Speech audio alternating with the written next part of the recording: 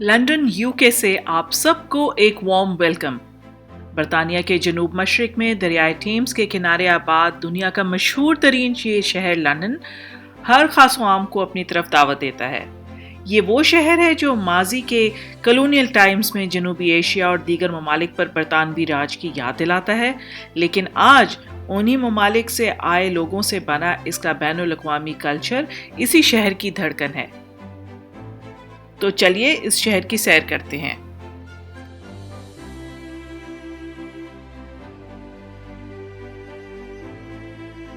तो हवासती बंद बांध लीजिए, कुर्सी की पुश सीधी रखिए और लंदन की सैर के लिए तैयार हो जाइए। आज की ये वीडियो खास तौर पर पहली दफा लंदन जाने वालों के लिए एक ओवरव्यू है। आप इस शहर की मेन अट्रैक्शंस की झलक देखेंगे, साथ साथ कुछ प्रैक्टिकल टिप्स भी शेयर करेंगे, खास तौर पर जिन लोगों के पास महदूद वक्त है उनके लिए ट्रांसपोर्टेशन की ऑप्शंस या गाइडलाइंस, किस एरिया में ठहरना है, यहाँ के कौन से मशहूर चीता चीता ज़रूरी लैंडमार्क्स या एरियाज़ हैं जिनको देखना है, और यहाँ खाने की क्या नई चीज़ें ट्राई करनी चाहिए, ये सब कुछ हम बताएंगे। तो सबसे पहले बात करते हैं ट्रांसपोर्टेशन की। अगर मैं ये कहूँ कि ये शहर घूमने फिरने में, नेविगेट करने में बहुत आसान है और ऐसा कॉम्पैक्ट शहर है कि आप पैदल चलकर भी इसे एक्सप्लोर कर सकते हैं, तो ये गलत नहीं होगा। ये शहर कदम कदम पर मशहूर लैंडमार्क से भरा हुआ है। अगर आप पहली दफ़ा लंदन जा रहे हैं तो कम से कम 4 से 5 दिन अपने ट्रिप के प्लानिंग में रखें, लेकिन अगर आपके पास वक्त कम है तो 3 एरियाज़ को जहन में रखें: वेस्टमिनिस्टर, वेस्ट एंड और सिटी ऑफ लंदन। ज़्यादातर मेन अट्रैक्शंस आपको इन्हीं 3 एरियाज़ में मिलेंगी। तो इस सिलसिले में लंदन का अंडरग्राउंड ट्यूब नेटवर्क काफ़ी बड़ा और फैला हुआ है, और बज़ाहिर पहली दफ़ा देखने वाले को ट्यूब मैप बहुत कंफ्यूजिंग लगेगा, लेकिन जब आप एक दफ़ा इनके अंडरग्राउंड स्टेशन पर चले गए तो आपको पता चलेगा कि ये बहुत आसान है। इसके लिए आपको ऑयस्टर कार्ड चाहिए जिसकी कीमत 7 पाउंड है। फिर आपको उसमें और अमाउंट जमा करवा कर आप उसमें ये ट्यूब से कहीं पे भी बआसानी पहुंच सकते हैं। इसके अलावा इनकी बसेस और रिवर बोट्स भी बहुत इफ़ेक्टिव हैं। टैक्सी यहाँ पर काफ़ी महंगी होगी, तो जो लोग लिमिटेड बजट से आए हैं इस बात को ज़हन में रखें। और पर्सनल गाड़ी रेंट आउट करने के बारे में ये कहूँगी कि काफ़ी रश वाली ट्रैफिक होती है और पार्किंग का भी मसला होता है, तो वो भी मैं रेकमेंड नहीं करूँगी। अगर आप इनकी मेन अट्रैक्शंस को बाहर बाहर से देखना चाहते हैं तो हॉप एंड हॉप ऑफ बस का टूर भी आप कर सकते हैं। अब बात करते हैं अकोमोडेशन की। लंदन में हाई एंड लग्जरी होटल्स से लेकर बजट फ्रेंडली अकोमोडेशंस की काफ़ी ऑप्शंस हैं। ओवरऑल सबसे बेस्ट एरिया वेस्ट एंड का है, किसी के लिए भी, ख्वाह वो फैमिली हो या कपल्स हों या सिंगल हों। ये टूरिस्ट डिस्ट्रिक्ट है जो कि बिल्कुल लंदन के सेंटर में है। अगर आप बजट ट्रैवलर हैं तो थोड़ा सा साइड पर विक्टोरिया या पेडिंगटन के एरिया में आपको बजट फ्रेंडली ऑप्शंस मिल जाएंगी। गो यहाँ से टूरिस्ट अट्रैक्शंस थोड़ी दूर हैं, लेकिन ट्रांसपोर्ट के लिंक्स जिनमें बस स्टेशंस और ट्यूब स्टेशंस काफ़ी नज़दीक होंगे, आप बआसानी एक शॉर्ट राइड लेकर लंदन की काफ़ी टूरिस्ट मकामात पर पहुँच जाएंगे। तो चलिए जी, लंदन की सैर स्टार्ट करते हैं। सबसे पहले आपको मैं मशहूर क्लॉक टावर जो बिग बेन के नाम से मशहूर है वो दिखाती हूँ, और इसके साथ ही आपको हाउसेस ऑफ पार्लियामेंट भी नज़र आएंगे। इसको आपने काफ़ी मूवीज़ में भी देखा होगा, और कई जगहों पे खड़े होकर लोग यहाँ पे सेल्फीज़ लेते हैं, तस्वीरें बनाते हैं। इसके साथ ही इनका एक मशहूर वेस्टमिनिस्टर एबी है जो कि इनका मशहूर कैथीड्रल है, और इनकी रॉयल फैमिली की कोरोनेशन, उनकी ताजपोशी कह लें, उनकी शादियाँ इसी कैथीड्रल में होती हैं। फिर इसी तरह वेस्टमिनिस्टर ब्रिज की दूसरी जानिब आपको एक बड़ा सा फेरिस व्हील नज़र आएगा जो लंदन आई के नाम से जाना जाता है। इसके कैबिन में भी बैठ के आप लंदन का बेहतरीन व्यू एंजॉय कर सकते हैं, और इसकी 30 मिनट की राइड है, तो वो आपको पहले से एडवांस बुकिंग करानी पड़ेगी, लेकिन आपको बेहतरीन व्यू लंदन का देखने को मिलेगा। वेस्टमिनिस्टर एबी जो है, जो कैथीड्रल है, उसके साथ सेंट जेम्स पार्क आपको नज़र आएगा। सेंट जेम्स पार्क से गुजर कर आप मशहूर बकिंगम पैलेस पर पहुँच जाएंगे, और यहाँ पर आप चेंज ऑफ गार्ड सेरेमनी देखेंगे, और 11 बजे हर रोज़ सुबह ये होती है। तो आप अगर 10:30 पहुँच जाते हैं तो एक अच्छा स्पॉट देख के वहाँ पे आप चेंज ऑफ गार्ड सेरेमनी को एंजॉय करें और उसको देखें।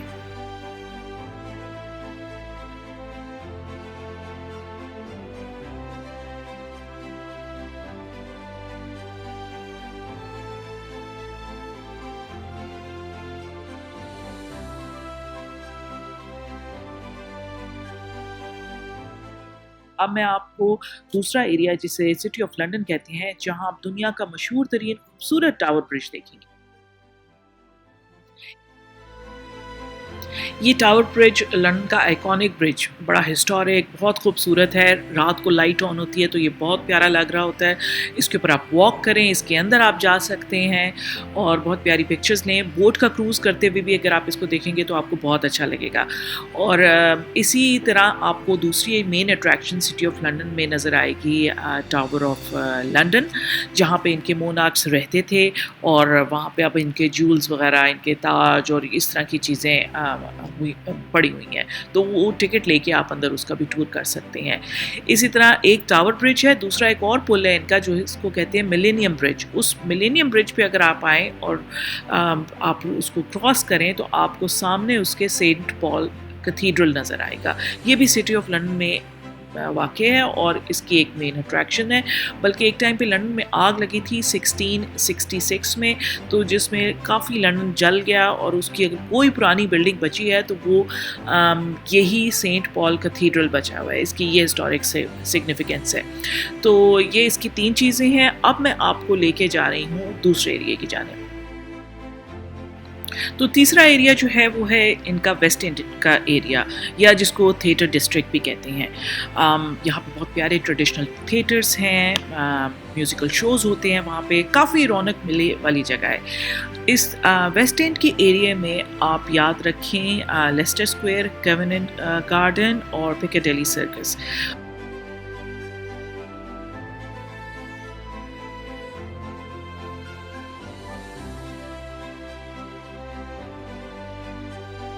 ये वेस्ट एंड के एरिया में वो मुकामात हैं जहाँ दिन हो या रात हर वक्त रौनक रहती है। Cute boutique shops, cozy cafes और स्ट्रीट परफॉर्मेंसेस आपका दिल बहलाएगी।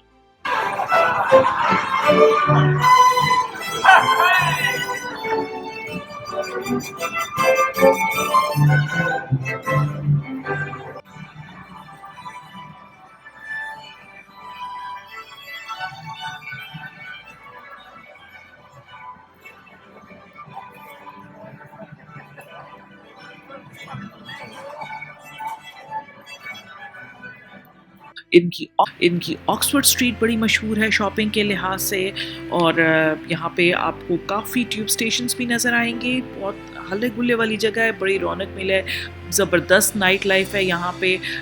और इसीलिए मैंने आपको कहा था शुरू में कि यहाँ पे आप अपनी अकोमोडेशन ढूंढें, क्योंकि यहाँ पे हर किस्म का आपको खाना मिलेगा, हर किस्म के शोज़ आपको, musical shows, drama, theatres, performances मिलेंगी और शॉपिंग मिलेगी। बुटीक शॉप्स भी नज़र आएंगी, डिपार्टमेंटल स्टोर्स भी नज़र आएंगे। तो ये एरिया बड़ा ज़बरदस्त एरिया कंसिडर किया जाता है। और यही वेस्ट एंड के एरिया में आपको फेमस ट्रफलगर स्क्वायर मिलेगा,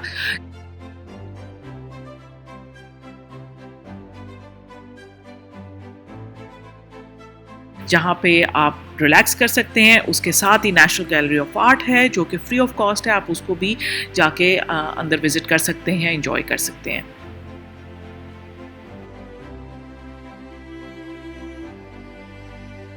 लेकिन अगर आपके पास थोड़ा सा एक्स्ट्रा टाइम है तो फिर मैं आपको रेकमेंड करूँगी कि आप वेस्ट लंदन और हाइड पार्क के एरिया में जाएं। हाइड पार्क के ब्रुक गेट के करीब एक खूबसूरत मेमोरियल बनाया गया है जो उन बेशुमार अनगिनत बेजुबान जानवरों के एजाज़ में बनाया गया है जिन्होंने बरतानवी राज में होने वाली जंगों में अपनी जान का नजराना पेश किया। जी, बिल्कुल सही सुना आपने। को मैं इनकी हसासियत के बारे में अच्छी खासी तकरीर कर सकती हूँ, लेकिन चलें छोड़ें, आप पार्क हम एंजॉय करते हैं।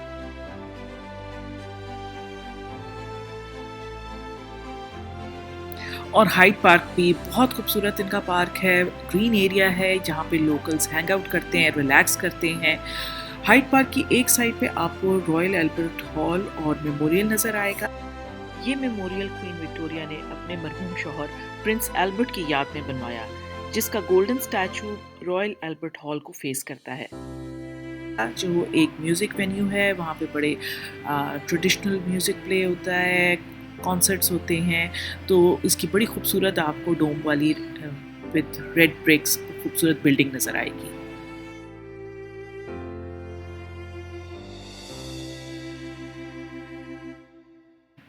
ये सारा एरिया केंसिंगटन और चेल्सी का एरिया है और यहीं पर आपको मशहूर केंसिंगटन पैलेस और उसके गार्डन्स देखने को मिलेंगे। यहीं पर मशहूर मेमोरियल डियाना का मेमोरियल है और वो बड़ा खूबसूरत पानी के साथ मेमोरियल बनाया हुआ है। अच्छी इंजॉय करने वाली जगह है। और मशहूर हैरिड्स स्टोर भी यहीं पर है जो कि डिफरेंट डिज़ाइनर ब्रांड्स सेलिब्रिटीज़ की शॉपिंग की एरिया है। आप जाएं, उसको एंजॉय करें, इसके फूड कोर्ट को देखें, बहुत खूबसूरत बना हुआ है। तो ये भी आपको केंसिंगटन के एरिया में नज़र आएगा।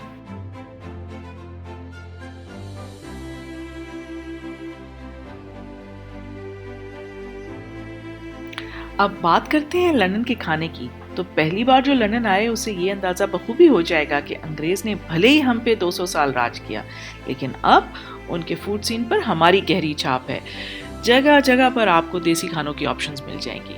ना सिर्फ देसी खाने की, दुनिया भर का खाना यहाँ पर मौजूद है। लेकिन अगर आप ऑथेंटिक लंदन की ख़ास चीज़ एक्सपीरियंस करना चाहते हैं तो दो ही चीज़ें किसी के भी जहन में एकदम आएंगी।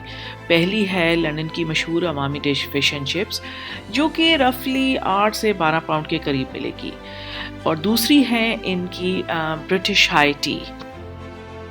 तो अगर आप फॉर्मल ब्रिटिश एक्सपीरियंस करना चाहते हैं तो फिर आपको एडवांस में रिजर्वेशंस करवानी पड़ेंगी हाई टी के लिए और आप इसको एक्सपीरियंस कर सकते हैं। लेकिन आपको एक मज़े की बात बताऊं कि ये अंग्रेज़ अपनी खाने की चीज़ों का नाम ही ऐसा रखते हैं कि दिल खुश हो जाता है, ब्रिटिश हाई टी यानी, और इसको बयान ऐसे करते हैं कि और दिल खुश हो जाता है। The intricate collection of delicacies and intensely flavored little sandwiches, and scones are engagingly light and crumbly. The miniature cakes are so frivolously stylish. इंसान कहता है पता नहीं मैं क्या कहाँ पहुँच गया हूँ और क्या खाने लगा हूँ। लेकिन इनकी टी किसी तरह से भी हमारी चाय का मुकाबला ही नहीं कर सकती। आप बस एक ब्रिटिश हाई टी के एक्सपीरियंस या शशके को ख्याली पुलाव की तरह बस फील करने के लिए जाएं और दिल न जलाएं, क्योंकि ऊंची दुकान और फीका पकवान का मुहावरा यहाँ बिल्कुल फिट बैठेगा। क्योंकि इनकी हाई टी का एक्सपीरियंस 50 से 100 पाउंड के दरमियान होगा।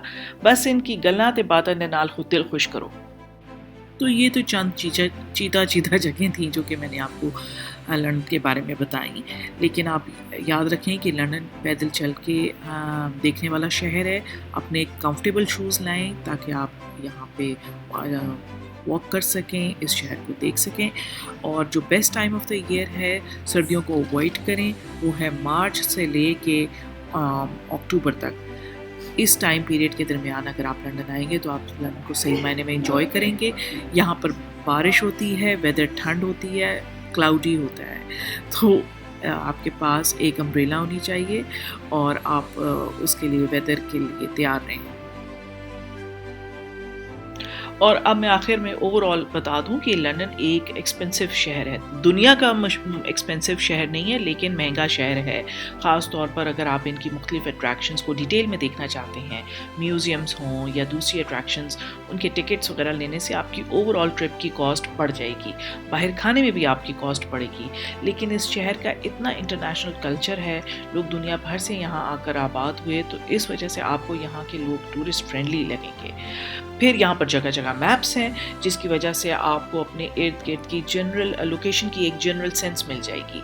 तो उम्मीद है पहली दफ़ा जाने वालों के लिए ये ब्लॉग मददगार साबित होगा। मुझे अपने कमेंट्स में ज़रूर अपनी राय दे के बताइएगा वीडियो कैसी लगी, और फिर अगली वीडियो में आप लोगों से फिर इंशाल्लाह मुलाकात होगी।